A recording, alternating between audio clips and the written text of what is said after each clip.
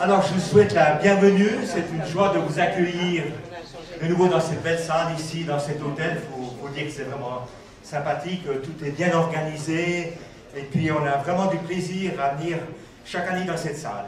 Alors, pour nous, pour l'équipe de Plein Feu, c'est une joie parce que cette année, nous fêtons les 20 ans de conférences en Europe, en Suisse, en Belgique et en France. Ça vous fait pas plaisir?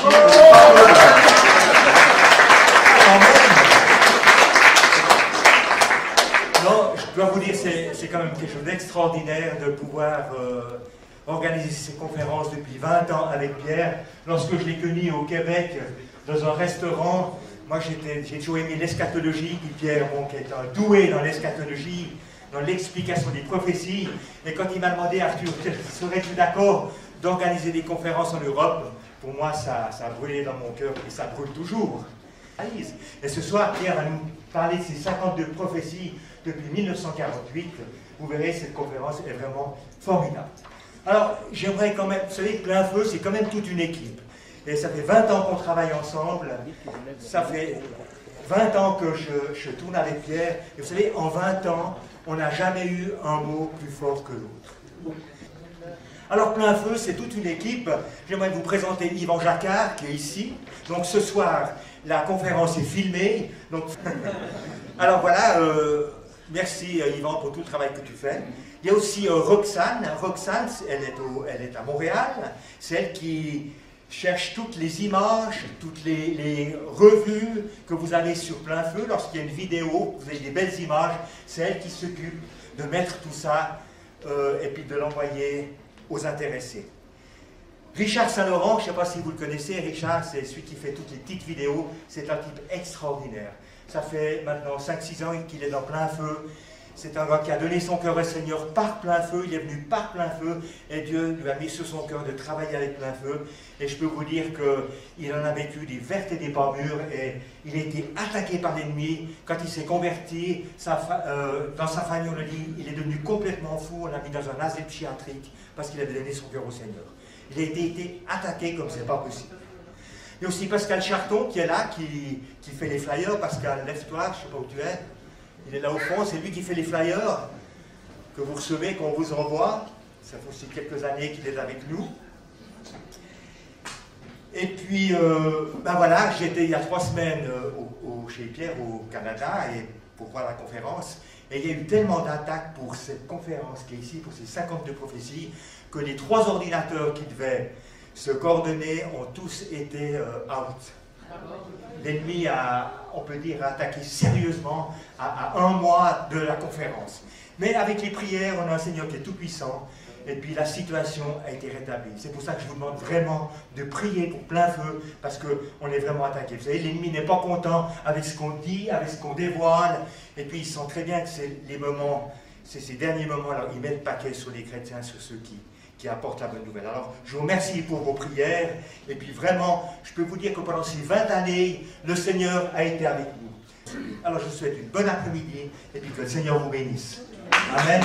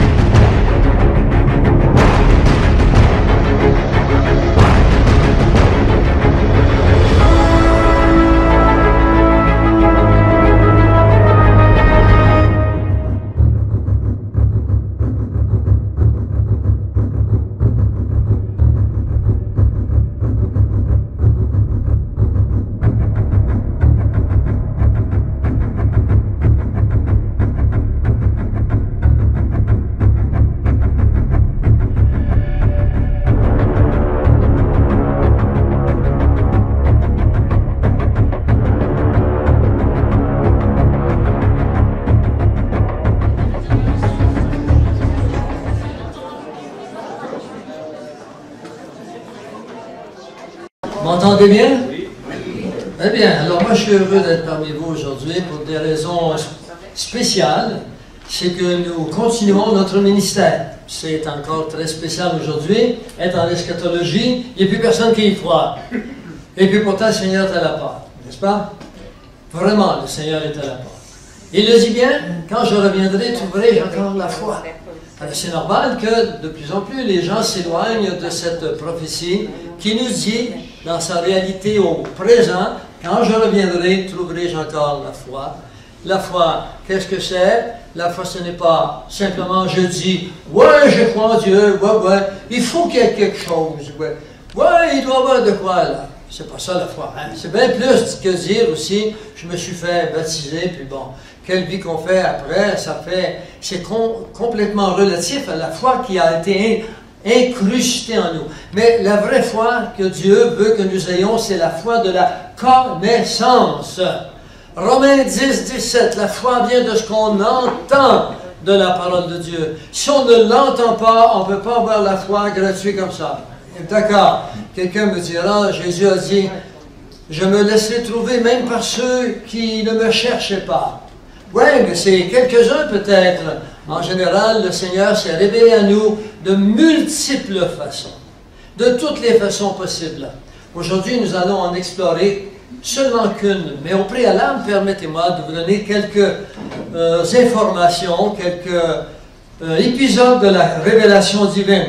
La création elle-même est une façon dont Dieu parle aux hommes. Il le dira bien dans Romains 1:20. Il dit, ils sont sans excuse, ayant vu le travail de mes mains.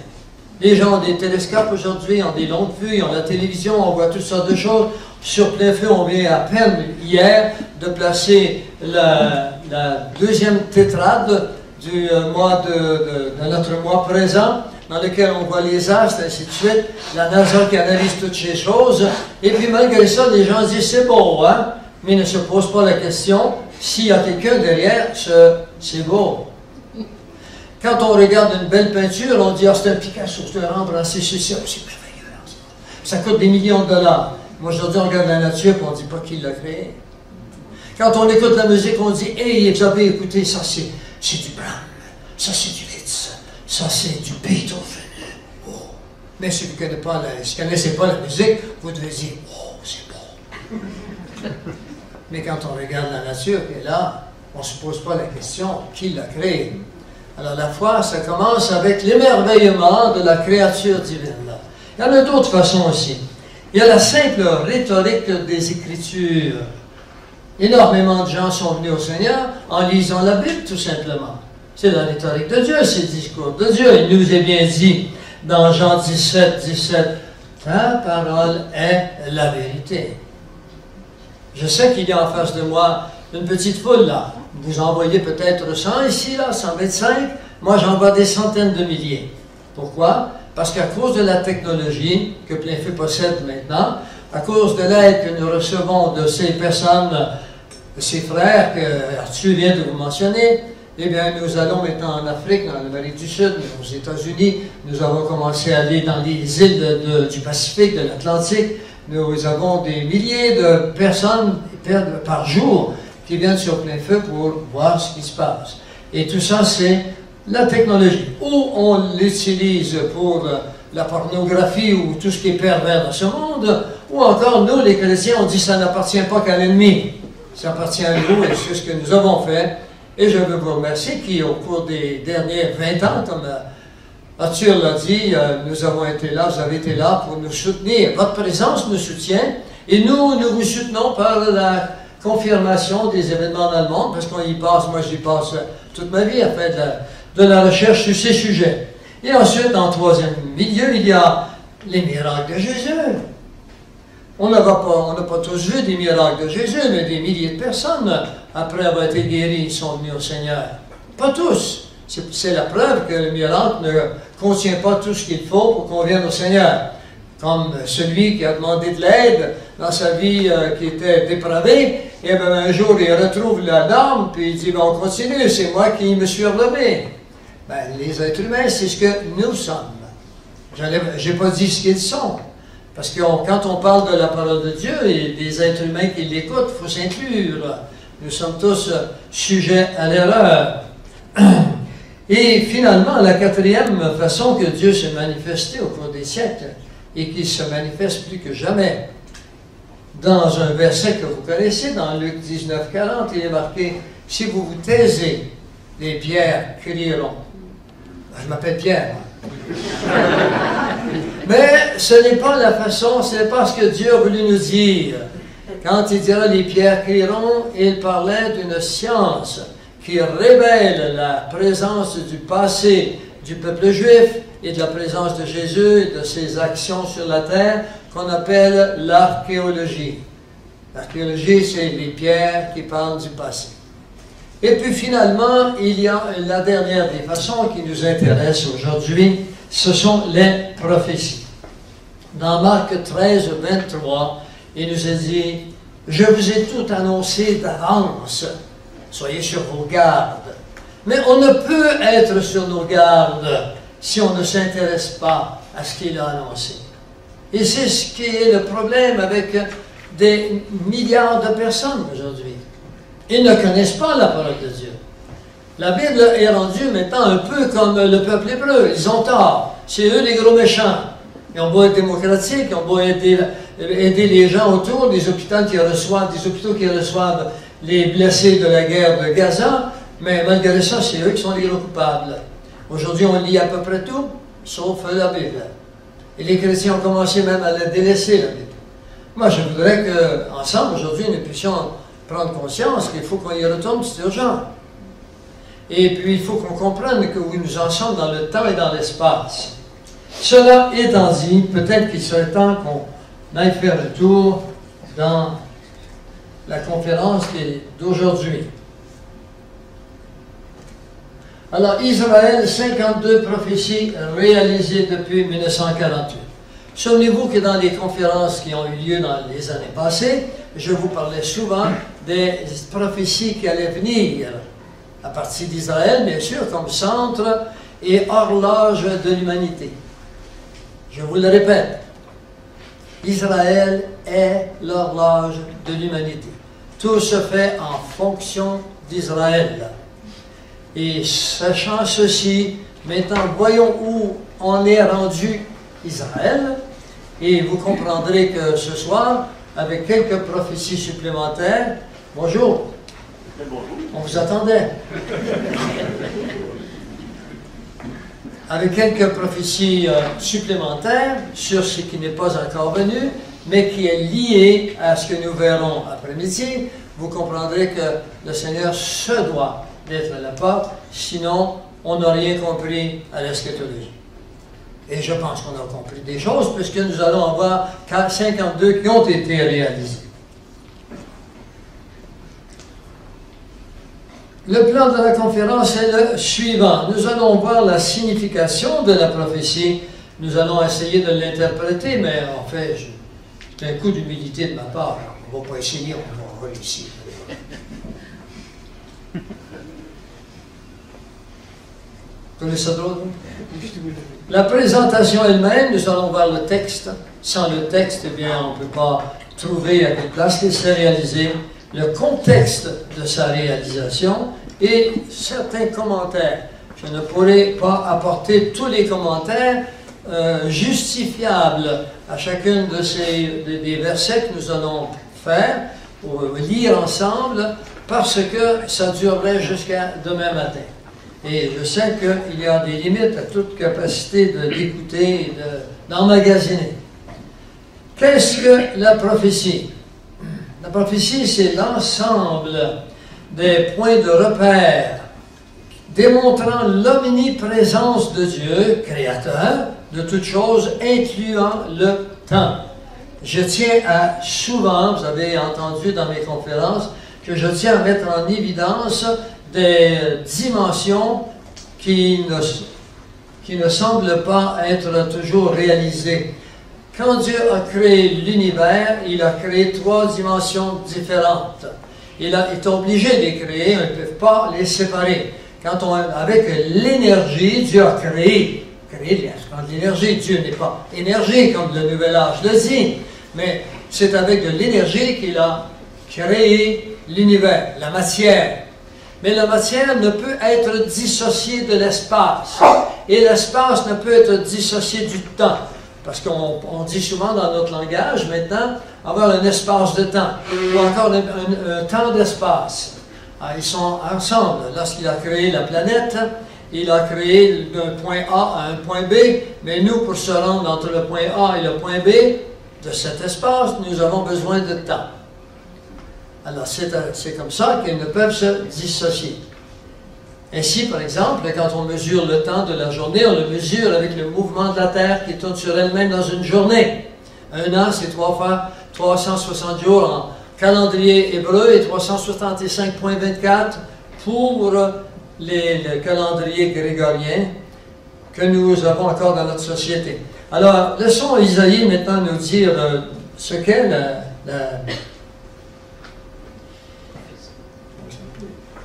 Alors, Isaïe nous dit ceci. Il dit, voici les premières choses sont arrivées et j'en annonce de nouvelles. Je vous les fais entendre et c'est ici le but de la prophétie, avant qu'elles arrivent. Dieu nous annonce les choses avant qu'elles arrivent. Si je vous disais, moi par exemple, dans une demi-heure, vous allez entendre, pas tellement loin ici, vous allez entendre un boum. C'est un avion de la compagnie Delta qui va tomber. Oui.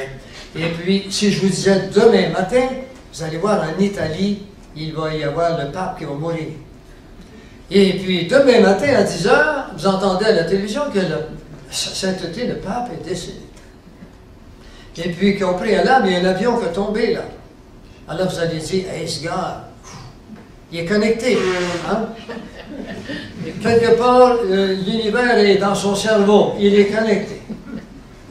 Alors, Jésus est connecté depuis toujours, parce que Dieu est le seul être qui peut dire le futur, pour l'unique raison que Dieu ne vit pas dans le temps seulement.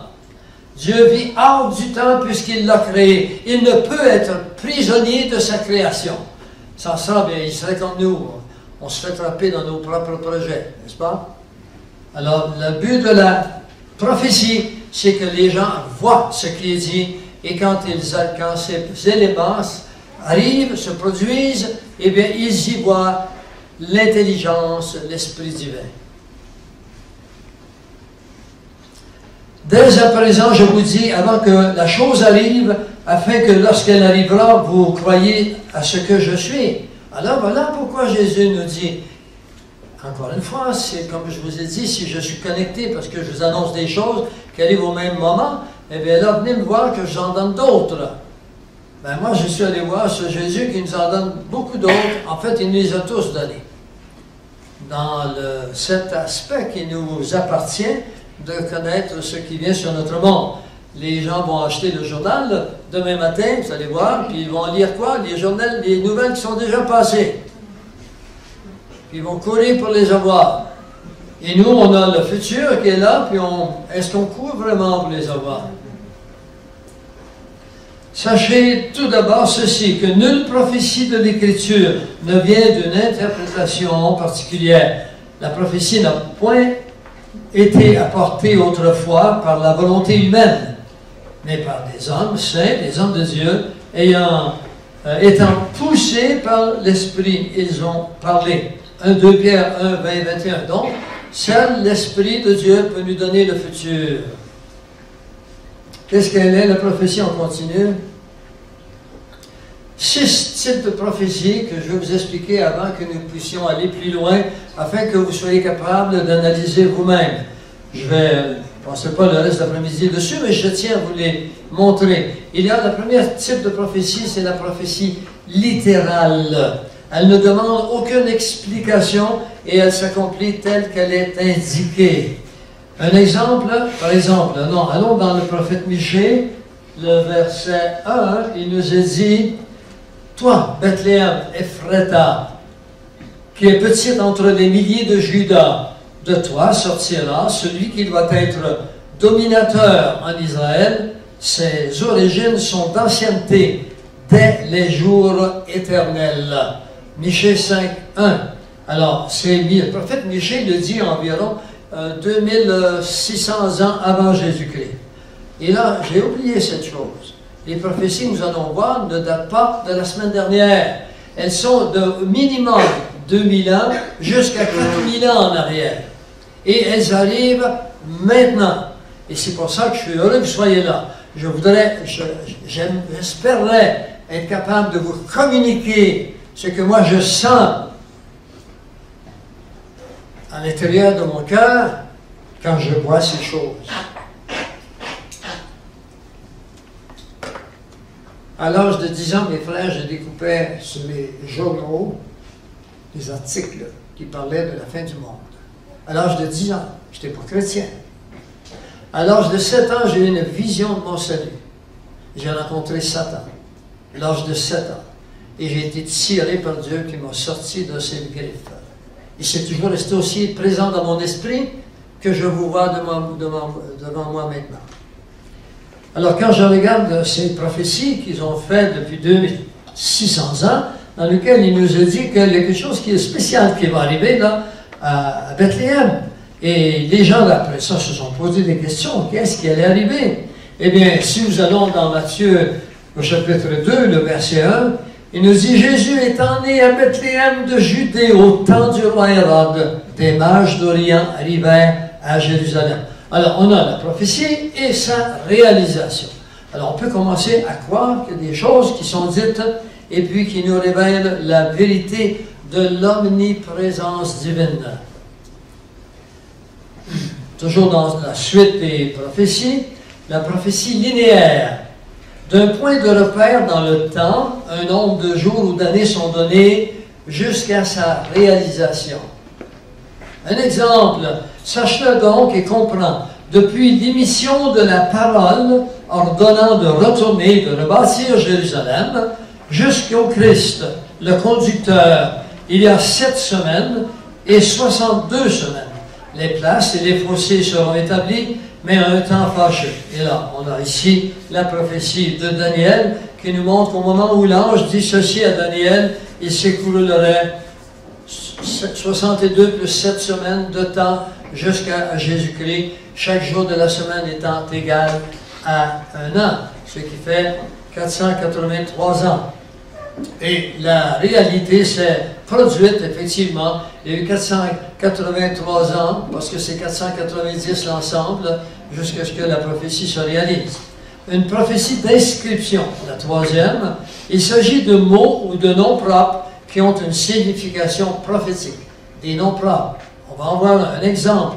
Le mot Mathusalah, dans la Bible, dans la Genèse, a une signification en lui-même. Le mot Métus veut dire mort ou mourir. Et le mot Shelah veut dire envoyer. Alors, lorsque le déluge vint une semaine plus tard, après sa mort, après la mort de Mathusalah, l'envoyé qui allait annoncer la mort. Alors, c'est le déluge qui est vint et la civilisation de l'époque disparaît. J'insiste, une civilisation complète de l'époque a disparu. J'ai d'autres conférences à venir, peut-être, si le Seigneur ne vient pas nous chercher tantôt, ce sont des études sur ce monde de l'Antiquité, avec la technologie avancée qu'ils avaient. C'est des choses extraordinaires. Mais si Dieu a cru bon de faire périr toute une civilisation parce que cette civilisation était devenue méchante, vous croyez que si Dieu était le même hier, aujourd'hui et pour l'éternité, qu'il va laisser l'humanité vivre dans la déchéance morale dans laquelle nous vivons maintenant encore bien des siècles? Il se doit d'intervenir maintenant. Il y a d'ailleurs énormément de substances qui nous fait comprendre dans la parole de Dieu. On en verra quelques-unes. Le déluge vint une semaine après la mort de Mathusalah. Le quatrième type de prophétie, c'est la prophétie symbolique. Ce type de prophétie n'est pas exactement clair et il exige d'autres informations pour son interprétation. Un exemple. Il parut aussi un signe dans le ciel. voici un grand dragon couleur de feu ayant 7 têtes et 10 cornes, et sur ses têtes 7 diadèmes. On le voit dans Apocalypse 12, verset 3. Et ensuite il dira, oui, ici il est question, le dragon avec 7 têtes et avec 10 cornes. Et ici, mais alors voilà, ce sont des mots, des 7 têtes et des cornes qui ont des significations, qui signifient par exemple des empires, des puissances. Pour ce qui est de du deuxième verset d'Ézéchiel 4, vous avez ici le code qui est révélé, dans lequel nous verrons que des jours sont égaux à des années. Car je te compterai les années de leur iniquité pour un nombre égal de jours. Et on verra comment on se servira plus tard de cette prophétie pour découvrir exactement comment Israël est entré dans son pays le 14 mai 1948, au jour prédit 2700 ans au préalable. On pourrait savoir qu'Israël est entré dans son pays au jour même. Et il y en a un autre ici que je ne vais pas passer trop de temps parce qu'il est tellement facile à comprendre. Il s'agit de celui-ci en bas, pour ceux qui ne peuvent le lire. C'est dans Luc 13, 32. Je vois que certains d'entre vous prenez des notes. Prenez-le en note, parce que celui-ci, il est vraiment facile à comprendre, il est extraordinaire.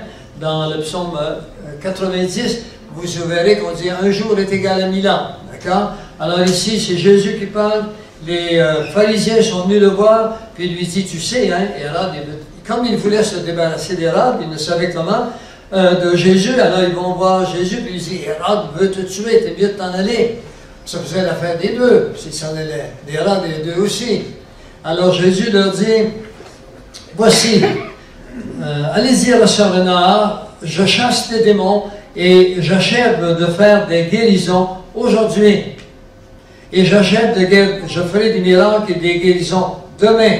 Et le troisième jour, j'aurai fini. Alors, si un jour est égal à 1000 ans, le temps de l'Église où il fait des miracles, il guérit des malades, il chasse les démons, sont terminés. Alors, en 2000, certains pensent en 2008 ou 2009, les 2000 ans étaient accomplis dû à la bascule des jours, la façon qu'on les compte en hébreu ou bien en calendrier grégorien. Alors oui, je chasse des démons aujourd'hui, donc 1000 ans et demain, 2000 ans et le troisième jour, j'aurai fini. Pourquoi? Parce que dans Apocalypse 20, vous y verrez que Satan est lié pour 1000 ans. Alors on ne peut plus chasser des démons quand ils sont liés. Et en même temps, ça ne fait pas partie de ma conférence, mais je ne peux m'empêcher de le dire.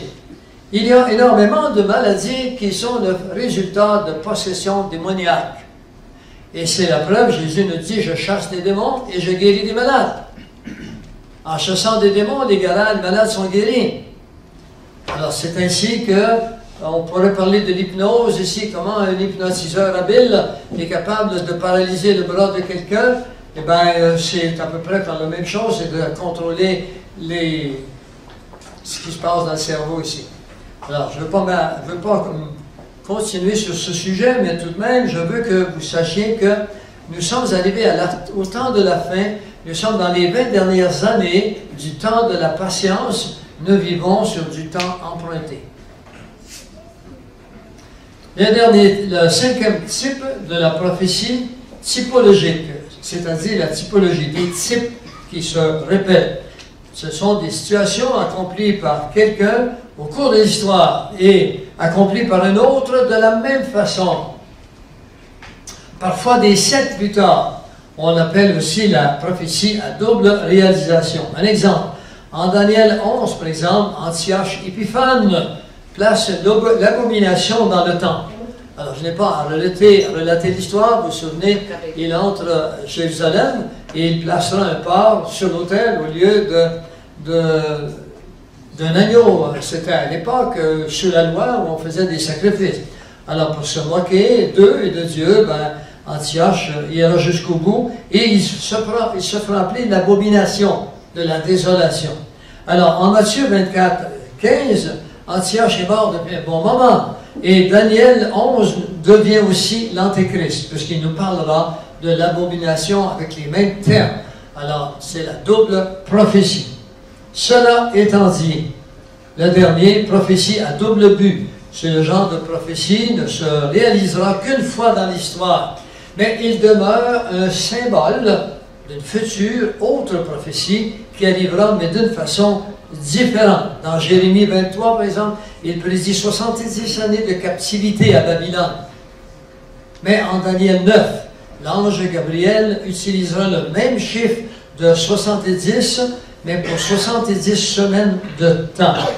Dans Apocalypse 17, explique que les 7 têtes de la bête représentent 7 collines sur lesquelles la femme est assise, représente aussi les 7 anciens empires.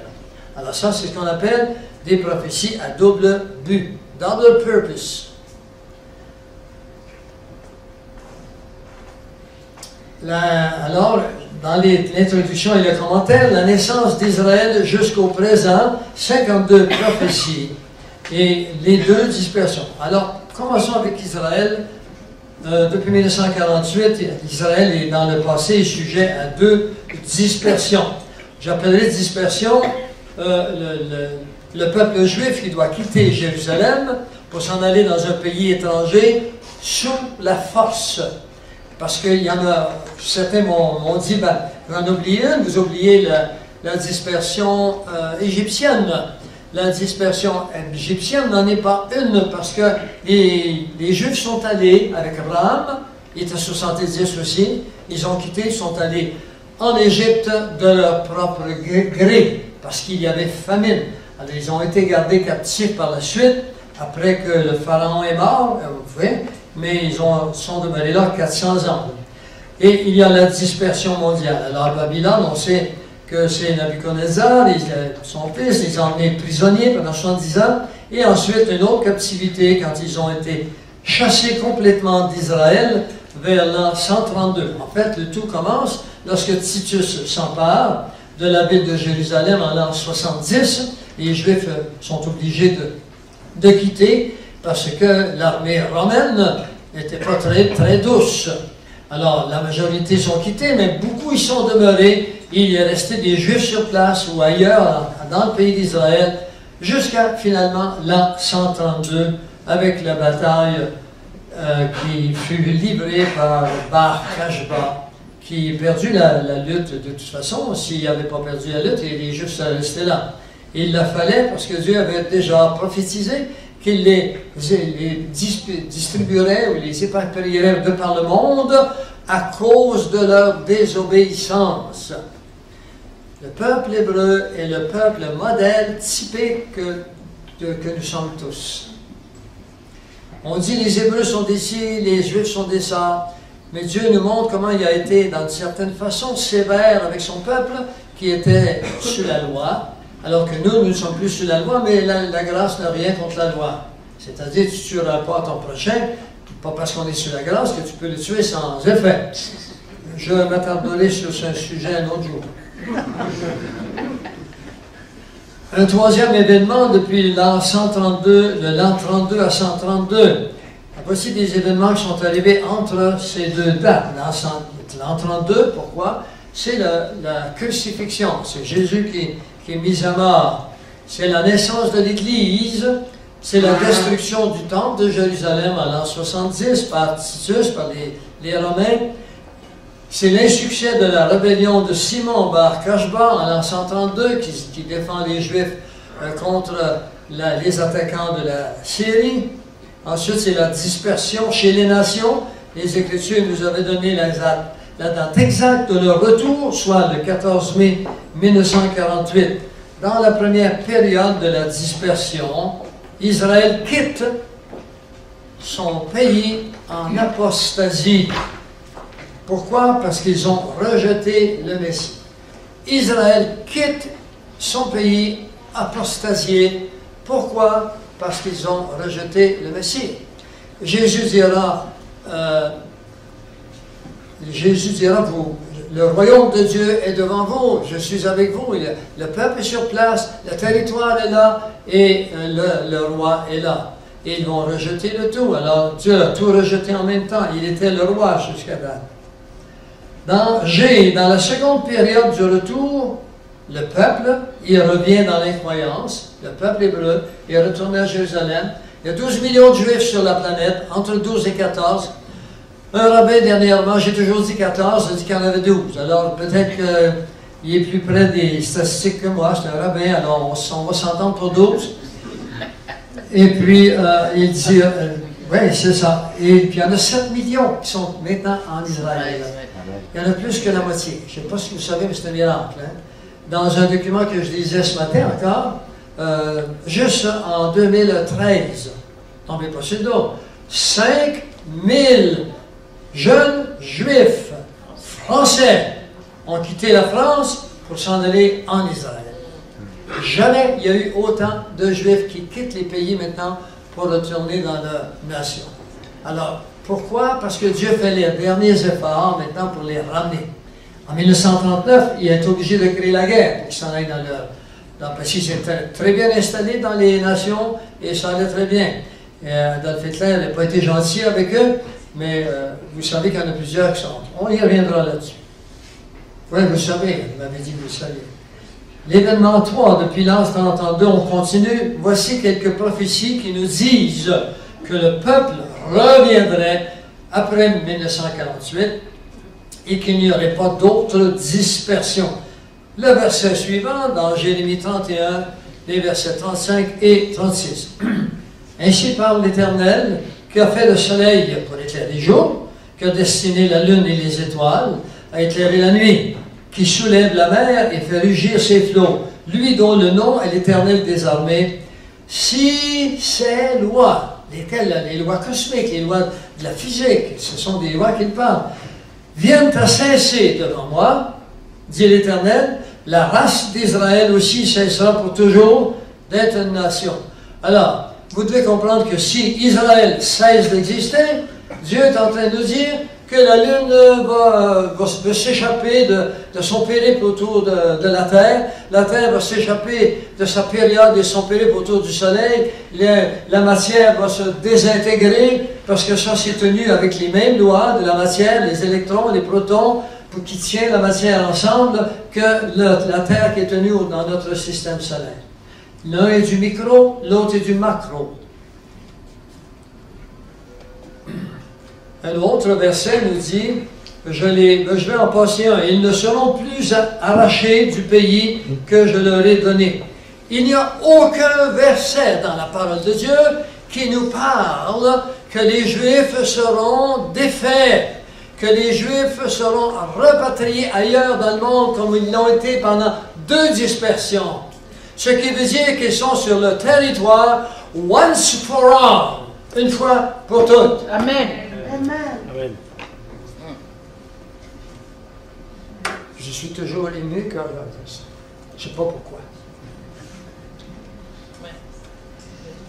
Je ne sais pas pourquoi, excusez-moi. Je pense que les intellectuels auraient de quoi enlever leur chapeau quand ils entendent des choses comme celle-là. L'intellectualisme pur, je pense. On peut être un intellectuel, c'est-à-dire avoir un développement intellectuel. L'intellectuel pur, c'est celui qui n'accepte rien, à moins que tout passe par ça, la compréhension de son raisonnement. Et c'est pour ça que lorsqu'est arrivé l'âge de la philosophie et du raisonnement, la foi s'est mise à tomber. Parce qu'on a fait des liens. Si on n'est pas capable de le comprendre, ce qui est dit des Écritures n'est pas vrai. Alors ça, c'est de se penser très grand. Dieu n'a pas à tout nous expliquer. Il veut qu'on croie parce qu'on voit beaucoup de choses. Mais sa nature intrinsèque à Dieu ne nous sera jamais transférée. Nous vivrons toujours de par lui. Nous sommes des créatures. Nous resterons toujours des créatures. Nous ne sommes pas des créateurs infinis.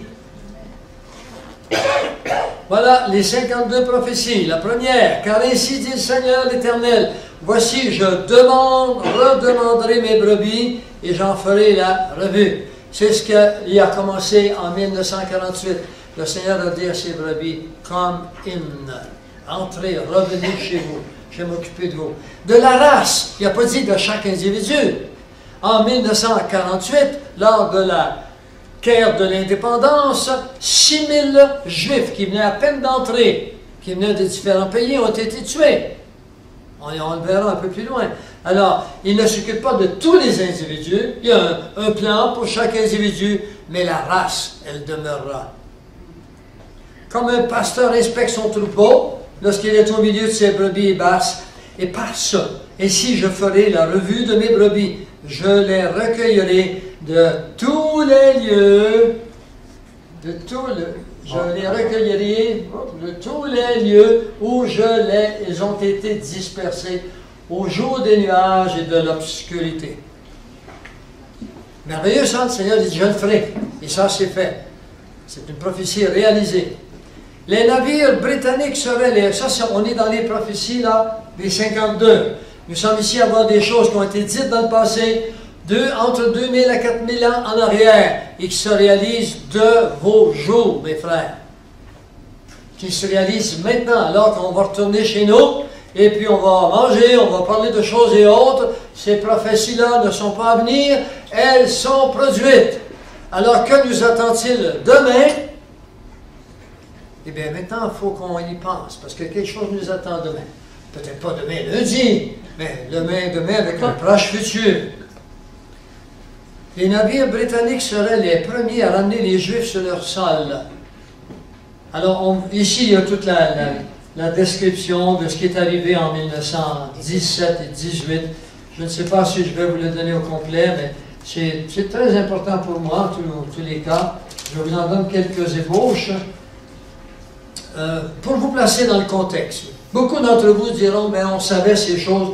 Je sais que vous les saviez, pas tous, mais il y a beaucoup de personnes autres que vous qui vont entendre ces choses.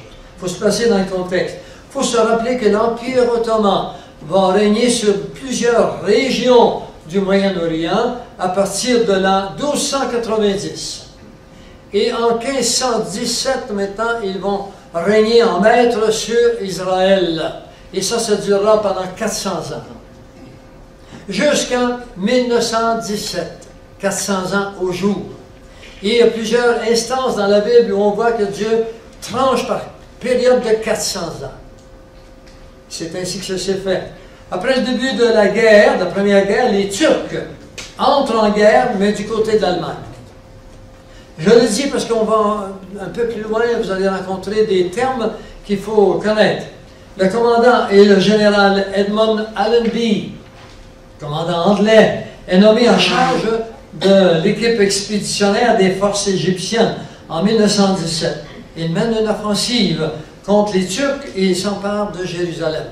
Il a également gagné la victoire de Megiddo, le Megiddo qu'on rencontre dans l'Apocalypse. Mais ça, il s'empare de Jérusalem. Il va le faire avec un truc incroyable. Il va engager tous les avions avec 2 ailes à l'époque, qui étaient à l'armée militaire anglaise, qui étaient sur place. Et ensuite, il va engager tous les avions qui étaient à des privés. Et puis, il va leur ordonner de passer par-dessus Jérusalem tout ensemble, à faire un bruit du tonnerre. Et en même temps, il va laisser tomber des tracts. Et sur la tract, c'est marqué « Fuyez Jérusalem, signé Edmund Allenby. Allenby. » Les autres, ils ont lu « Allah, bye Allah, bye Allah. » C'est un fait, ça. Et ils ont quitté dans 2 heures, ben, il n'y avait plus de monde à Jérusalem. Allenby est celui-là que vous lirez à certains endroits, qui est entré à Jérusalem à côté de son cheval. Pour quelle raison? Parce qu'il disait, Jésus est entré ici sur un âne, je ne suis pas digne de monter sur mon cheval. Les généraux d'aujourd'hui sont pareils, comme ça. Quand l'Allemagne perdit la guerre, vers la fin de la guerre, l'Empire ottoman fut divisé en plusieurs petits États. En 1920, il y a quelque chose de spécial. Le Conseil des Alliés donne mandat à l'Angleterre de partitionner et de gérer la Palestine. Ça va jusqu'à date? Les restants du territoire ont été divisés en deux factions, deux parties. La Jordanie pour les Palestiniens et l'autre partie pour les Juifs. Le 2 novembre 1917, le secrétaire des Affaires étrangères de l'Angleterre, Lord Balfour, James Balfour, écrit à Lord Rothschild, alors président de la Fédération sioniste britannique. Il écrira un document qui s'appelle la Déclaration Balfour, que vous voyez ici. Vous le voyez, le général qui entre, là, il est vraiment à pied. L'Angleterre divisa les 46 000, 49 000 carrés de tout le territoire en deux, incluant le Jourdain. La partie est fut nommée la Transjordanie. La Transjordanie est aujourd'hui la Samarie et la Judée. Elle compte 77% du territoire. Cette partie fut donnée aux Arabes. Et l'Empire, ensuite la deuxième partie fut donnée pour le peuple de Sion. Il restait 23%. Et on l'a fractionné encore, on voulait la fractionner à 10,5%. Et qu'est-ce qui a fait qu'on en est retourné à 23%? L'Angleterre, qui avait pour mission de le partitionner, a eu un respect extraordinaire pour un homme qui s'appelait Weizmann. Chaim Weizmann. Chaim Weizmann était un juif qui travaillait à Londres et qui était un biochimiste. À partir des acétones, avec un composé chimique qu'il a trouvé, il a créé les explosifs, qui étaient très puissants. Et avec ces explosifs, il a permis à la Royal Navy de gagner des guerres, de gagner la guerre.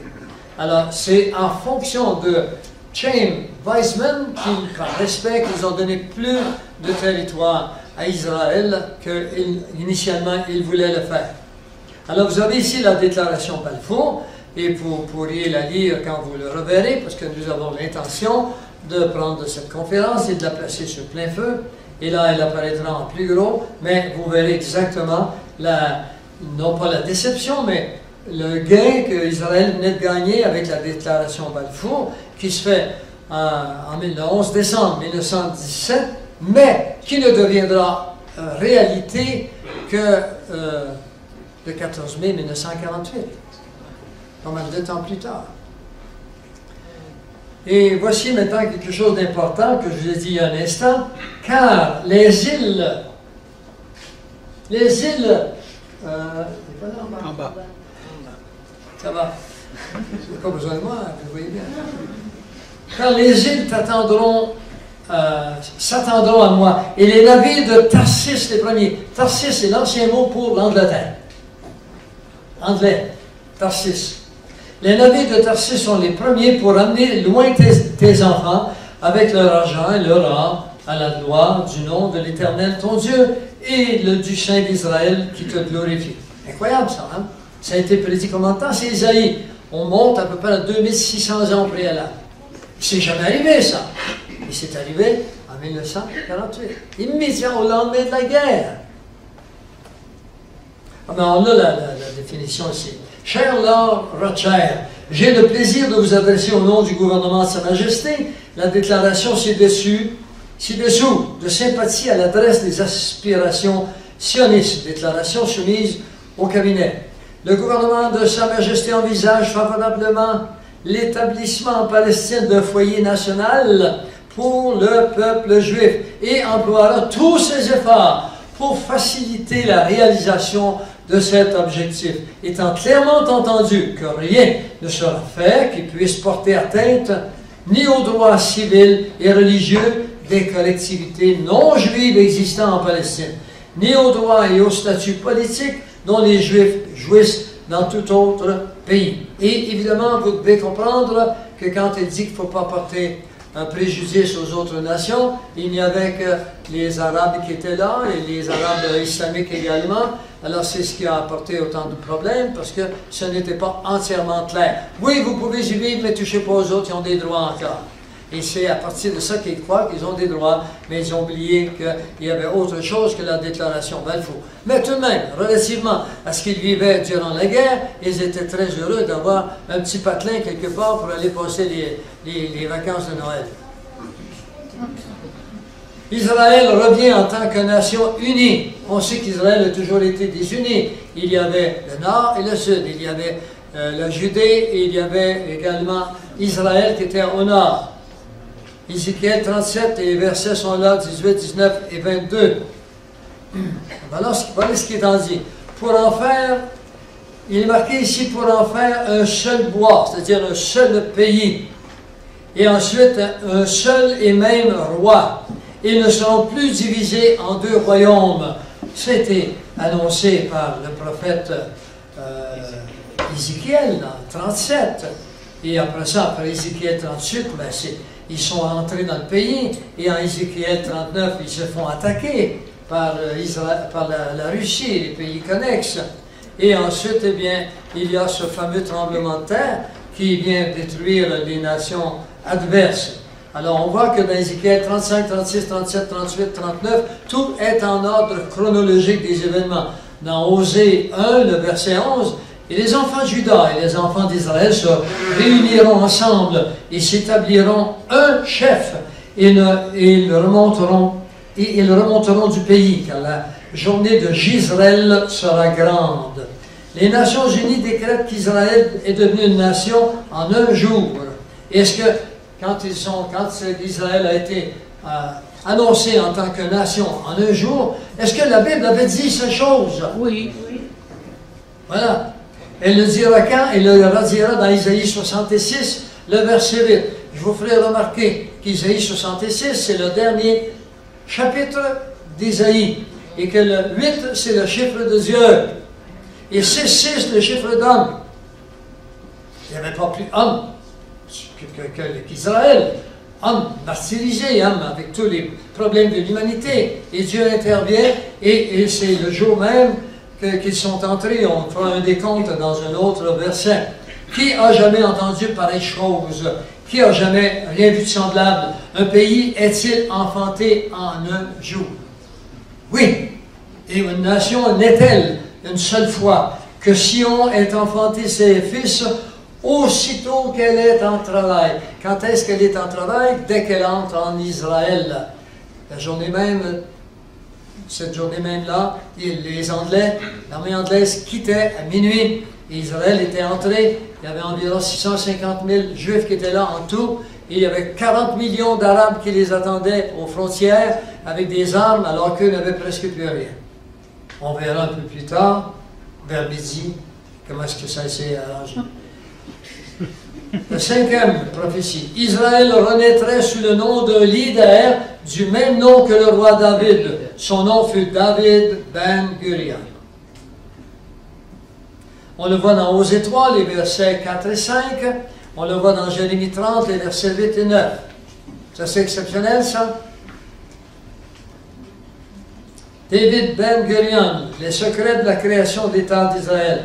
C'est un homme extraordinaire. Dans Osée 3, car les enfants d'Israël attendront pendant beaucoup de jours, sans roi et sans prince, sans sacrifice, sans statue, sans éphod, sans téraphim. Après cela, les enfants d'Israël reviendront et chercheront l'Éternel leur Dieu et David le roi. Et ils viendront avec crainte à l'Éternel à sa bonté au dernier jour. Au dernier jour. On verra ce soir plusieurs expressions qui parlent de notre époque. Sixième, le nouvel État serait appelé Israël, parce qu'il n'y en avait plus de nom. Ils étaient dispersés dans tous les coins de la planète. Qui es-tu, toi? Il y en a un qui disait, moi je suis un Péruvien.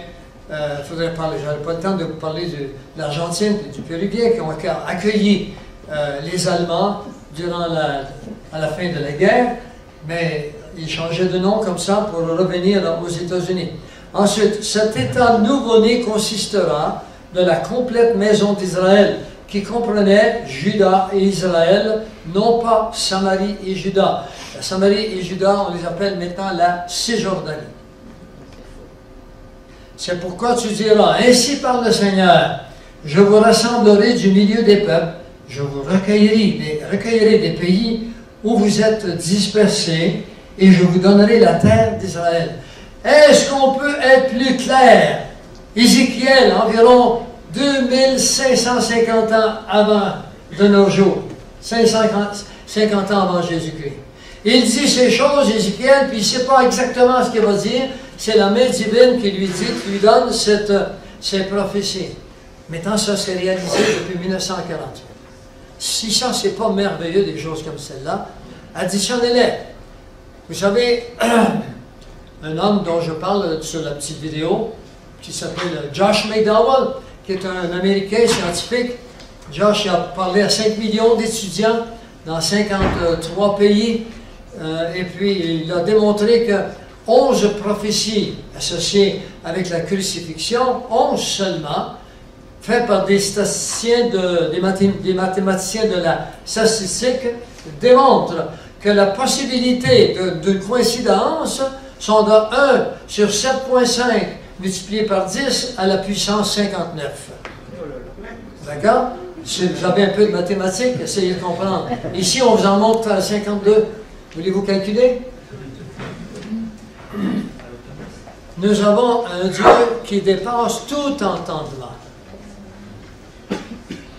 Il me dit, fils de l'homme, ses os. Alors, vous connaissez Ézéchiel 37, c'est la prophétie des eaux qui sortent de terre. En fait, ce ne sont pas les eaux qu'il va ressusciter, mais ça veut dire ton peuple. Il n'est pas mort, il va revenir. Prophétise, fils de l'homme, dit-il. Je vous ramènerai dans le pays d'Israël, et ça a été fait. 7e prophétie. L'étoile de David flottera sur le drapeau d'Israël. Israël a été sans marque nationale pendant des siècles. Quel genre d'étendard allait-il avoir? Isaïe avait prophétisé que le drapeau israélien aurait comme symbole l'étoile à 6 pointes. En ce jour-là, le rejeton d'Israël sera comme un étendard dressé pour les peuples. Les nations se tourneront vers lui et sa demeure sera glorieuse. Ceci est commencé en 1948, mais se terminera lors du retour physique de Jésus à la fin des tribulations qui sont à la part. 2 généraux américains dans les derniers mois ont déclaré que nous sommes entrés dans la 3e guerre mondiale, que celle-ci est irréversible. C'est pas pour rien que j'ai eu envie de vous présenter ces choses, afin de réveiller le peuple de Dieu, et afin de... Il y a un verset qui dit que le Seigneur a un peuple encore dans cette Babylone dans laquelle nous vivons. Eh bien, il faut qu'on réveille ce peuple, il lui appartient. Si Dieu a dit qu'il y a un peuple dans la Babylone, il ne pense pas simplement au moment où il les regarde, il les voit déjà comme membres de son peuple physique et spirituel. Alors, continuons à intervenir dans un monde qui n'intervient plus au nom de Dieu maintenant. La nation d'Israël, le 8e, sera plantée dans l'ancien sol de Canaan et non ailleurs. 2 grands prophètes l'annoncent, Jérémie et Ézéchiel. Jérémie 30. Voici, les jours viennent où je ramènerai les captifs de mon peuple, d'Israël et de Juda. Je les ramènerai dans le pays que j'ai donné à leur père, ils le posséderont. Est-ce que vous croyez que Isis, EI, vont s'emparer d'Israël, comme ils le disent, qui vont mettre tous les Juifs à la mer? Et s'ils font ça, cette prophétie est fausse. Et si cette prophétie est fausse, tout le reste est faux. Mais comme nous savons que la prophétie est vraie, et que tout le reste est vrai, il faut sachez qu'ils jamais ils s'empareront d'Israël pour les détruire complètement. Est-ce que Israël va subir des dommages prochainement? Malheureusement, je suis obligé de vous dire oui. Pourquoi? 2 raisons. Premièrement, Israël demeurera parce que Dieu, c'est lui qui tient ce peuple et cette nation dans sa main. Pourquoi la tient-elle dans sa main, cette nation? Parce qu'il l'a promis. Et il veut montrer à vous, les nations et les païens, qui sommes venus en Jésus-Christ. On est quand même des païens. Le mot païen, ça ne veut pas se le dire celui qui n'est pas chrétien. Le mot païen, ça veut dire toutes les nations autres qu'Israël sont païennes, c'est-à-dire les nations. Nous sommes des païens convertis au christianisme. Oui, Dieu a un peuple chez nous, le peuple de Dieu, le peuple spirituel de Dieu, mais il y a un peuple physique qu'on appelle Israël. Et dans le peuple physique, il y a des peuples spirituels également. Il y a environ peut-être 500 à 1 million de Juifs maintenant qui ont accepté cette révélation extraordinaire qui est la révélation de Jésus-Christ. Merveilleux ça. Il n'y a aucun verset qui nous dit qu'ils devront tous se convertir avant que Dieu intervienne. Alors la première raison, c'est que c'est son peuple physique et lui, il veut montrer aux nations qu'il est fidèle. Est-ce que le peuple de Dieu physique, Israël, a été fidèle tout au cours des siècles? Non. Non. La Bible dit que c'est un peuple à la nuque raide. Et moi qui suis un docteur de la colonne vertébrale, j'en ajuste souvent des nuques raides. Et ça craque quand on les ajuste. C'est vrai. Alors ça va craquer en Israël aussi. Pourquoi? Parce que le peuple est un peuple rebelle. Et Dieu doit faire sa justice physique également. Romains 11, verset 25, vous lirez. Un reste seulement sera sauvé. Jérémie 16, 15. Mais on dira l'Éternel est vivant, lui qui a fait monter les enfants d'Israël du pays du Nord. Pays du Nord, ici, quand vous regardez la map, c'est d'où ils ont fait monter du pays du Nord, ça veut dire à partir du Nord, ils ont fait monter vers Israël, et on parle ici de les Juifs qui étaient en Russie, et également en Syrie. Il y avait beaucoup de Juifs qui étaient en Syrie. Ils ont fait monter du pays, car je les ramènerai dans leur pays que j'avais, encore une fois, donné à leur père. Quand l'islam ou les Arabes disent que c'est à nous ce pays-là, vous devez comprendre sur quoi s'appuie Israël. C'est à eux ce pays-là. D'ailleurs, il y a des gens très bien placés, des scientifiques, qui sont des Arabes, je dirais musulmans, oui, qui ont fait des recherches et qui ont eux-mêmes admis Israël n'appartient pas aux Arabes, appartient aux Juifs. Ils l'ont vu dans beaucoup d'endroits qui sont des documents anciens. Ézéchiel 36, 24. Je vous retirerai d'entre les nations, je vous rassemblerai de tous les pays et je vous ramènerai dans votre pays. Encore une fois. Le 9e, Israël ne parlera plus de sa libération d'Égypte. Bon, il faut que je vous explique pourquoi on dit ça. À chaque Pâques, pendant des siècles, selon la tradition des Juifs, les Juifs se rappellent leur libération du pays d'Égypte. Ils y sont restés 430 ans. Les Juifs sont d'accord que Dieu a tenu sa promesse en les ramenant dans leur pays, en 1948. Les derniers revenaient surtout de l'Europe et de la Russie. Ensuite, il est marqué en bas, « Je rassemblerai le reste de mes brebis de tous les pays où je les ai chassés, je les ramènerai dans leur pâturage. Elles seront fécondes et se multiplieront. Ceci est accompli. » Dixième prophétie. Israël ne sera pas restauré en tant que monarchie. Il n'y aurait pas de monarque, il n'y aurait pas de roi. De retour en Israël, les Juifs auraient pu créer une monarchie, une dictature, mais selon Michée 5.4, cela devait être une république ou une démocratie. Comment le sait-on? Ce que vous avez sur la charte en face de vous, ce sont les hommes qui ont été les héros de leur époque. En Michée 5.4, nous lui opposerons 7 pasteurs et 8 princes du peuple. 7 pasteurs et 8 princes du peuple. On verra pourquoi pas 8 tous les deux ou pas 7 tous les deux, on va le voir dans un instant. Le rétablissement d'Israël devait se faire au jour précis. Ici, Dieu avertit Israël d'une punition de 390 ans pour Israël et 40 autres pour Juda. Alors, on sait qu'Israël est au nord, Juda est au sud.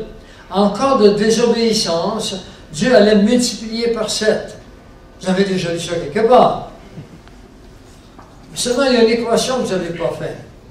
Dans le psaume 102, il dit « Tu t'élèveras, tu auras pitié de Sion, car le temps d'avoir pitié d'elle, le temps fixé, est à son terme. » Et c'est pour ça que nous savons, encore une fois, en cours de route, en vous expliquant ces choses, que nous sommes au terme. Le temps de ramener Israël, d'avoir pitié d'eux, de les sortir des nations, est arrivé. Le temps est à son terme. Dieu a eu pitié d'eux. Voici un organigramme, ce qu'on peut dire, avec le décret de Cyrus. Ça se fait quand, ce décret? Ça se fait le 3 août de l'an 537 avant Jésus-Christ. Et au bout, à droite, vous avez sur cette ligne, ici, vous avez le 14 mai 1948. Il y a eu une guerre d'indépendance ici. Israël est entré là. Cyrus les fait sortir du pays où ils étaient prisonniers. Il avait été pendant un bon moment. Maintenant, ils doivent sortir en 537 avant Jésus-Christ jusqu'au 14 mai. Il faut calculer 907 200 jours. 907 200 jours. Et ça, vous verrez ça. J'ai marqué les versets en bas. Le cadre est en bas. Ézéchiel 4, les versets 3 à 6. Et Lévitique 26, les versets 14 à 18. On va y revenir. Il y a un document qui nous dit que l'hébreu reviendrait la langue parlée. Ce que vous avez devant vous, c'est un homme qui s'appelle Eliezer Ben Yehuda. Il est né en 1858 jusqu'en 1922. Cet homme, dans les pires conditions en Israël, avant que les Juifs soient là, déjà était là, et dans des conditions très difficiles, travaillait jour et nuit pour réécrire la langue. Lors de la construction de la tour de Babel, Dieu avait confus leur langue. Maintenant, avec le rétablissement, il allait faire le contraire et donner une langue commune, celle des ancêtres. C'est merveilleux, ça? Et comment? Alors, voici la prophétie qui le dit. Alors, je changerai les lèvres des peuples en des lèvres pures, afin qu'ils invoquent tous le nom de l'Éternel. Et un peu plus bas, parce que je ne veux pas perdre trop de temps, vous le lirez, il ne se trouvera pas dans leur bouche une langue trompeuse, mais ils paîtront et reposeront, il n'y aura personne qui les épouvantera. Alors, on sait qu'Israël, actuellement, a connu du bon temps. Pendant un bon moment, depuis 1948, il y a eu des guerres, on va y voir. Mais toutefois, Israël était mieux qu'en Allemagne ou n'importe où ailleurs. Le temps vient maintenant de notre époque. Il faut que le retour de Christ soit de notre époque, pour qu'il soit dans cette condition qu'on vient de voir. La langue hébraïque est établie et le véritable sens des mots, avec le véritable sens des mots. Quand je fais une conférence, en général, en tous les cas, quand je ne connais pas le mot, j'ai une Bible hébreu, une Bible grecque et araméenne. Il faut comprendre le sens du mot pour se rendre compte que ça change parfois de signification. Et je vous en prie, procurez-vous une Bible hébreu et grecque en tous les cas, pour être capable d'analyser la signification exacte des mots. Et vous aurez de graves surprises. Alors, ce que vous avez sont les documents qui étaient là, qui le prouvent. Verset, voyons, le 13e. Jérusalem sera divisée. Dans Zacharie, il nous est dit, à la fin de la guerre pour l'indépendance, Israël contrôlerait la moitié de Jérusalem et les Jordaniens l'autre moitié. Le contrôle durera 19 ans jusqu'à la guerre de 6 jours. Alors, quand Israël entre, vous devez vous souvenir que lorsqu'il entre le lendemain, à minuit juste, eh bien, c'est la guerre qui commence. Ils ne sont pas prêts. Ils ont des fourches, ils ont des vieux fusils de l'État du temps de Napoléon. Ils ont quelques canons quelque part. Et puis, 40 millions de Juifs, d'Arabes, qui sont prêts, qui sont entraînés, qui veulent mettre à mort le peuple juif. Ils veulent s'en débarrasser. La même chose arrivera plusieurs fois tout au cours jusqu'à nos jours. Et on est encore au même point. C'est important qu'on sache que nous sommes encore au même point avec les nations qui attaquent Israël. Et ces nations-là, sachez-le, c'est textuel partout, ce sont les nations d'alentour. Tous les versets qui parlent de leur attaque disent bien les nations d'alentour. C'est pas le Canada, là, n'en voulez pas. C'est pas la France, là. C'est pas la Suisse non plus. Voici un jour vient pour l'Éternel où les dépouilles seront partagées au milieu de toi. Alors, il est marqué là, partagé, divisé en deux. Mais, divisé en deux, mais davantage pour les Arabes, parce que les Arabes voulaient absolument mettre à mort les Juifs, hein, enfin Israël, et ils ne voulaient même pas qu'ils viennent. Et c'est pour ça que les États-Unis n'étaient pas vraiment d'accord à ce que la nation d'Israël soit formée, parce qu'ils savaient très bien qu'ils allaient se faire massacrer par les nations arabes qui environnaient, parce qu'ils le promettaient, puis ils ne se gênaient pas de le dire aux journalistes ou bien dans les congrès où ils étaient invités. La bande de l'Ouest serait occupée. Dès qu'il est déclaré État, Israël se fait occuper par les Jordaniens, les anciens Moabites. Les Jordaniens, c'est les anciens Moabites, qui sécuriseront la moitié de Jérusalem, incluant le mont du Temple, et puis, ouais, c'est ça, et puis Jérusalem-Est, et on verra un peu plus loin, il y avait aussi la Cisjordanie. Plus tard, en 1950, ils décréteront que la Cisjordanie leur appartient. Sophonie parle des Jordaniens comme étant avares de territoire. Quand les Jordaniens capturent la bande de l'Ouest en 1948, ils s'empressent de détruire toutes les synagogues. Et rien de nouveau sous le soleil, hein, ce qu'ils font. Afin de balayer toute trace de la présence juive. J'ai entendu les insultes de Moab. C'est Dieu qui parle. Allez, il le dit lui-même. Ce sont des Moabites. Et les outrages des enfants d'Ammon, les Ammonites, qui ont insulté mon peuple et se sont isolément élevés contre ses frontières. Voilà. L'Éternel sera terrible contre eux, car il anéantira tous les dieux de la terre, et chacun se prosternera devant lui dans son pays. De même pour les îles dans les nations. Sophonie 2, 8 à 11, pour ceux qui prennent des notes en arrière, et Zacharie 12, 1 à 8. Israël renaîtrait sans Jérusalem et deviendrait une grande puissance militaire. Sachez ceci, Jérusalem a été pris par les Jordaniens, alors ils ne peuvent pas aller là facilement. Les nations musulmanes vivent dans la crainte d'Israël, en ce temps-là et aujourd'hui aussi. La force militaire d'Israël est la 4e plus grande force militaire au monde, après, bien sûr, les États-Unis, la Russie et la Chine. Après la guerre de 6 jours et celle du Yom Kippour, Israël est décrit comme une pierre. Ce n'est pas une pierre vivante, c'est une erreur, je le dis là, une pierre pesante pour la pierre. Ne marquez pas vivante, j'en plus c'est une erreur. Je n'ai pas pu le temps, je l'ai vu, mais il était trop tard. Dans Lévitique 26, si vous marchez dans mes statuts, dans mes lois, si vous gardez mes commandements et si vous les pratiquez, je mettrai la paix dans le pays. Vous dormirez sans que personne vous épouvante. Vos ennemis, ils tomberont devant vous par l'épée, et vos ennemis tomberont devant vous. Encore une fois, il le répète. Alors, ici, il y a une très grande leçon à nous donner. Il faut marcher avec Dieu. Ce qu'il a fait à Israël, il veut le faire avec chacun de nous. Des millions de personnes sur cette terre marchent sans Dieu.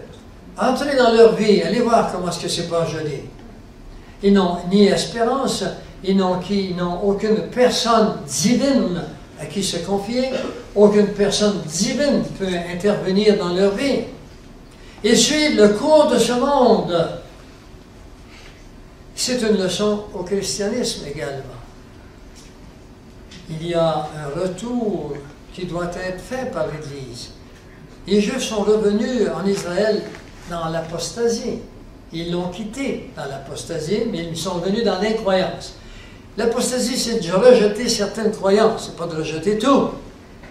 Israël avait des croyances, mais pas tout. Et maintenant, c'est l'Église qui revient à la fin des temps dans l'apostasie. L'apostasie est entrée dans les églises. Il faut jeter un coup d'œil vite un peu. Il faut venir aux États-Unis si vous voulez voir tout ce qui se passe là avec les pasteurs du progrès et de la richesse. Israël reviendrait comme une grande puissance nucléaire. Ce jour-là, Il dit bien, ils dévoreront à droite, à gauche, tous les peuples d'alentour. Vous les montrez tantôt, les peuples d'alentour. C'est ce qui est arrivé en 1967, c'est ce qui est arrivé en 1973 au Yom Kippour. Et Israël possède, vous devez le savoir, minimum 225 bombes atomiques. Si Israël le voulait, dans 2 heures, il n'a plus aucun ennemi. Ils sont plus capables de respirer. Mais il ne le veut pas. Pourquoi? Parce que c'est une nation démocratique. C'est une nation éduquée. C'est une nation civilisée. Ont-ils tous les... est-ce qu'ils n'ont pas de tort? Bien sûr qu'Israël a des torts. Bien sûr. Dieu va le montrer d'ailleurs. Ce n'est pas à nous à le faire. Le Seigneur nous demande de prier pour la paix de Jérusalem. Ça veut dire pour les Juifs en entier. Il faut qu'on le fasse. Mais vous poursuivrez vos ennemis, ils tomberont devant vous par l'épée. Lévitique 26, verset 7. Ce verset, à peu près, dans le Lévitique, il y a à peu près 2000 ans, avant Jésus-Christ. 17. Les documents de la mer Morte seraient retrouvés. Le premier jour de la guerre de l'indépendance, les Jordaniens assiègent Jérusalem, tel que prédit en Zacharie 12. Et ce même jour, les documents de la mer Morte tombent entre les mains israéliennes. Vous vous souvenez de l'histoire? Si vous êtes allé en Israël, un jeune bédouin voit des trous dans des petites montagnes, collines, des vallons faits de roches, et puis il prend une pierre, puis il s'amuse, comme quand j'étais jeune, je tirais des roches tout le temps. J'aimais ça, tirer des roches. Hein, j'avais tout fait ça, toi aussi, tu me l'avais dit. Je me présente, toi. Alors, il a pris une roche, puis il l'a tiré, et je suppose que la main de Dieu l'a conduit, sa roche est tombée à l'intérieur, puis il a entendu un fracas. Alors, il est monté, puis c'est pas si loin, un chalet, vraiment, on l'a vu là où c'était, c'est pas si loin, ça se monte facilement. Et à l'intérieur, il y avait des urnes dans lesquelles il y avait des documents. Et ces documents ont tombé dans les mains d'Israël la même journée, le lendemain. Le jeune bédouin, je ne savais pas quoi faire avec ça, ils l'ont vendu pour 30 pièces. Non, c'était pas 30 pièces. C'est M. Rockefeller, maintenant, qui les a pris, évidemment. Ils sont à Jérusalem, ils sont dans des lampes de verre, on ne peut pas les toucher. Ils ne peuvent pas trop prendre, ils ne permettent pas qu'on prenne de la photographie. La lumière va un peu atténuer le contraste de l'imprimerie qui est là depuis des siècles. Alors ici, quelque chose d'important, il faut savoir bien l'interpréter. Les Juifs reviennent et puis vous vous souvenez quand ils sont revenus quand ils étaient des 70 ans sous Nabuchodonosor, eh bien, quand ils sont revenus en Israël, Néhémie le lisait la parole toute la journée. Et le peuple restait devant Néhémie puis entendait la parole. Ils étaient en émerveillement devant la parole. Mais Israël ne l'avait plus beaucoup, cette parole, dans son cœur, dans sa tête, quand ils sont revenus. Alors, écoutez bien ici ce qui est marqué. Malheur à toi, Ariel, c'est-à-dire Israël, cité de David, fils dont David fit sa demeure. Ajoutez année à année, laissez les fêtes accomplir leur cycle, puis j'assiégerai Ariel. Il y aura des plaintes, des gémissements, et la ville sera pour moi comme un Ariel. Je t'investirai de toutes parts, je te cernerai par des postes armés, j'élèverai contre toi des retranchements, tu seras abaissé, ta parole viendra de terre. Il est marqué là. Alors, la parole, si ça, c'est la terre. Ta parole viendra de la terre parce que Dieu savait qu'elle était cachée. Ce sont les Juifs qui l'ont cachée là, avant que Titus arrive avec son armée pour détruire Israël en l'an 70. La parole est venue de terre, elle a été trouvée dès qu'ils sont entrés. Incroyable ça, merveilleux. Elle était là pendant des siècles, personne ne l'a vu. Un jeune bédouin sur une roche, puis tout ça. Israël serait rétabli par 4 forgerons. Oh là là, qu'est-ce que ça veut dire? Vous avez tous lu ça, n'est-ce pas? Qu'est-ce qu'il y a derrière tout ceci? Je levai les yeux et je regardai, voici, il y avait 4 cornes. Je dis à l'ange, dis-moi ce que c'est. L'Éternel me fit voir 4 forgerons. Je dis, qu'est-ce qu'ils font là? Et il dit, ce sont les cornes qui ont dispersé Juda, tellement que nul ne lève la tête, et ces forgerons sont venus pour les effrayer. Alors, ce sont des gens qui sortent d'Israël et qui vont se battre contre ceux qui ont dispersé Israël. Alors, les cornes, ce sont ceux qui brisent. Le premier, c'est l'Égypte, qu'a gardé les Égyptiens pendant 430 ans. Le forgeron, c'est Moïse. C'est lui qui les a fait sortir par l'Exode en 1453, 430 avant Jésus-Christ. L'Empire babylonien, c'est le roi Cyrus de Grèce qui les fait sortir encore une fois. Ils étaient prisonniers. Dieu dit à Cyrus, aux Juifs, allez voir Cyrus. Cyrus lui dit, oui, je vais vous laisser sortir, je vais même vous protéger. Il leur a donné des armes, il leur a donné des soldats qu'ils ont suivis, de l'argent, puis les Juifs sont revenus en Israël, et tout le peuple avait le droit de revenir, 5% seulement sont revenus. Pourquoi? Parce qu'ils étaient bien là, ils s'étaient établis. Et quand ils sont arrivés en Israël, la Bible nous montre, les Écritures nous montrent, que Dieu leur dit, vous allez bâtir le temple. Et un petit groupe seulement a levé ses manches pour commencer à bâtir le temple. Les autres ont bâti leur demeure. Israël, c'est un peuple égocentrique. Israël, c'est le modèle de vous et de moi. Nous sommes égocentriques. Égoïstes. C'est l'homme. Essayez pas d'être autrement. Dites pas, je vais essayer d'être autrement. Si vous pensez être autrement, vous avez besoin d'un sauveur. C'est pour ça qu'il est venu nous sauver de nous-mêmes. Le troisième forgeron, il se battra contre Antioche Épiphane, et ce sera Judas Maccabée. Judas Maccabée qui a manqué son coup en l'an 165 avant Jésus-Christ également. Et Rome qui attaquera Israël en l'an 70. Et le forgeron, ce sera David Ben Gurion en 1948. Alors voilà les 4 forgerons, ce que ça signifie. C'est eux qui ont libéré Israël au cours des siècles. 19. Les Juifs reviendraient en Israël dans l'incrédulité. On le voit ici. Aujourd'hui, le peuple juif croit au Dieu d'Abraham, mais non au Messie Jésus-Christ. D'abord, vous comprenez ça? Ézéchiel les voit se rassembler comme nation, mais sans le souffle de l'Esprit. Ceci se passe durant les tribulations. Et je ne veux pas tout le lire parce qu'il est marqué en jaune, je le lis ici, mais il n'y avait point en eux d'esprit. Ézéchiel 37. Alors ils sont revenus, on les voit sortir de terre, les eaux sortent de terre, mais ce n'est pas une résurrection vraie, c'est vraiment figuré du peuple qui allait revenir. Et puis il nous a dit, il n'y a pas en eux d'esprit, c'est qu'ils retournent puis ils ne croient pas encore dans leur Messie. Prophétie réalisée.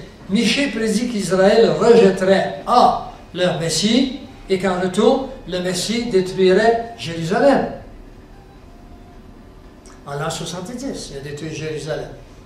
Maintenant, la fille de troupe rassemble tes troupes, on nous assiège, avec la verge, on frappe sur la joue du juge d'Israël. Alors, quand ils ont attaqué Israël, ils ont, en l'an 32, ils ont tué le Messie. Ils ont fait plus que frapper la joue. Et ensuite, ils viendront détruire Israël en l'an 70. Le temple et le peuple. Bethléem serait épargné de la destruction romaine à cause que le Messie devait y naître. Prophétisez ça, par Michée. On voit ici, et toi, Bethléem, de toi sortira pour moi celui qui dominera sur Israël. Et en bas, lorsque l'Assyrien, l'Antéchrist, viendra dans notre pays et qu'il pénétrera dans nos palais, nous ferons lever contre lui 7 pasteurs et 8 princes du peuple. L'identification maintenant des anciens pays et des nations. Alors, on voit ici Kittim. Quand on parle de Kittim, on parle de Rome. Si vous ne le saviez pas, vous ne pouvez pas lire la Bible convenablement. On parle de Rome, on parle de Kittim. La Syrie, ou encore quand on parle d'Achur, c'est la Syrie d'aujourd'hui. La Syrie, en un mot, c'est dans l'étymologie, c'est Ashur, qui est la Syrie d'aujourd'hui. Et Héber, il y a un Héber dans la Bible. C'est de là que vient le mot hébreu. Les Hébreux viennent d'Héber. Mais des navires viendront de Kittim, on l'a vu, de Rome, de l'Angleterre et de Rome, et puis ils humilieront l'Hébreu, et lui aussi sera détruit. Il venait de Rome en l'an 70. L'importante clé à la compréhension de la fin des temps, c'est de comprendre ce que veut dire les 7 pasteurs et les 8 princes. Je ne le lis pas au complet, je vous en donne les références. C'est dans Michée 5, avec les versets 4 à 8. En Israël, un prince, c'est un premier ministre. Et un pasteur, c'est le ministre de la Défense. Ah bon? Ben oui, le pasteur, il veille sur ses brebis. Ouais, il fait la guerre, ministre de la Défense. Oui, ben, il veille bien sur ses brebis en faisant la guerre. La guerre spirituelle, pour un vrai pasteur du temps de l'Église. D'accord? Les 7 chefs pasteurs dans Michée 5.4. On voit ici Ben Gurion.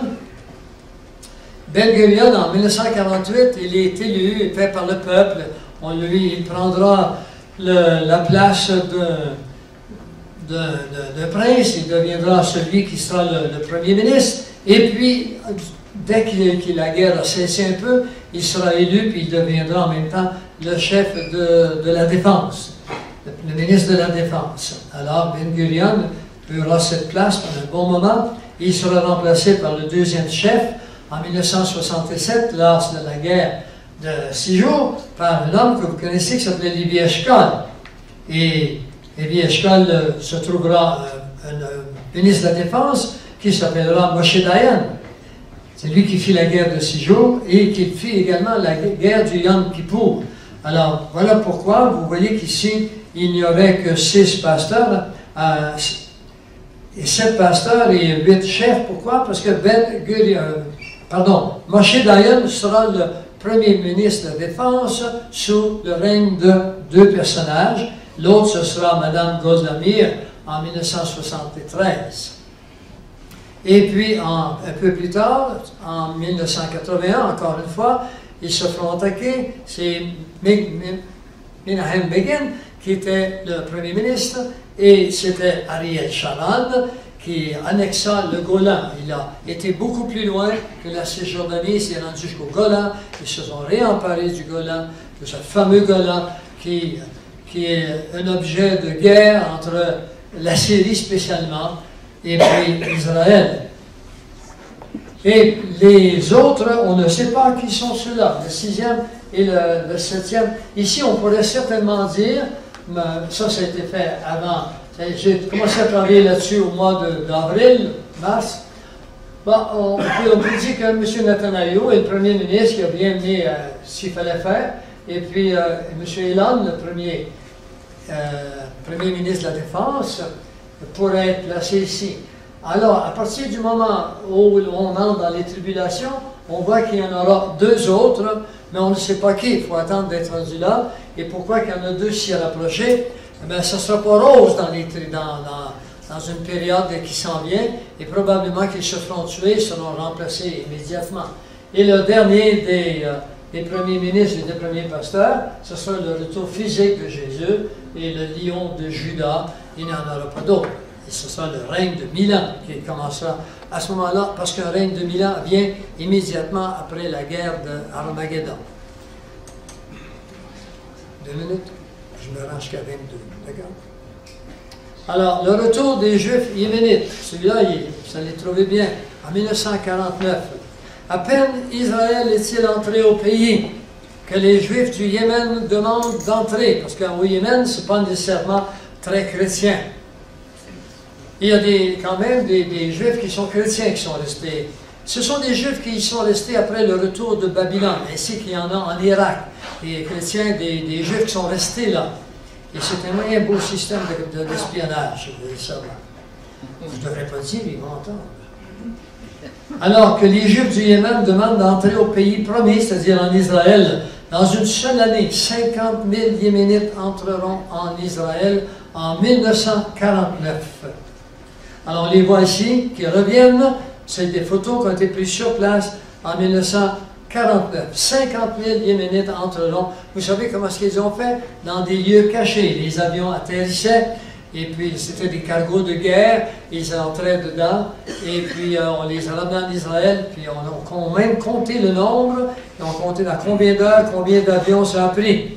Je dirais au septentrion, donne, et au midi, ne retiens pas. Le septentrion, c'est la Russie, le midi, c'est l'Égypte, et ailleurs, et aux extrémités de la terre. Les Juifs devaient revenir.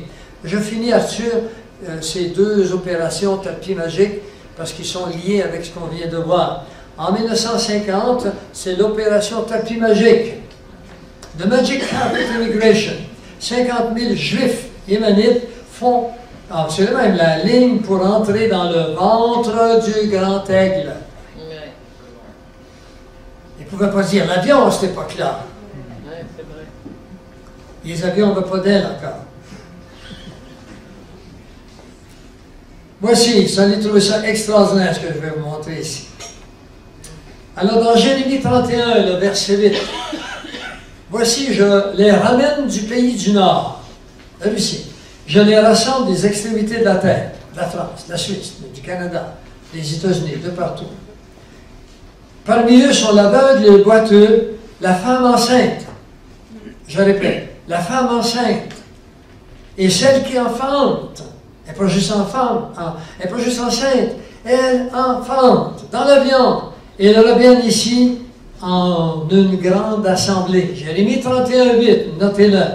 Alors voici ce qu'on trouve dans des documents israéliens chez les Juifs. Le Sud, l'opération Salomon 1991, 29 avions, 40 voyages. En 1991, en 33 heures et 27 minutes, 1500 Juifs éthiopiens sont amenés par cargo aérien en Israël. Il y a à bord 3 accouchements. D'accord? C'est détaillé ici en anglais, là. Mais je tenais à ce que vous puissiez voir que la prophétie nous dit qu'il va y avoir des accouchements. Et les Juifs les ont relatés, les accouchements. Commencez-vous à comprendre que notre Dieu sait ce qu'il dit. Il sait d'avance ce qui va arriver. Il ne vit pas dans le temps comme vous et moi, mais il peut vivre dans le temps. S'il n'est pas capable de vivre dans le temps, on a des problèmes. Il fait les deux. Israël, bon, alors si tu veux, on peut arrêter ici là-dessus. Pardon? Je le veux. Et on va continuer après. On fait une pause de 10-15 minutes.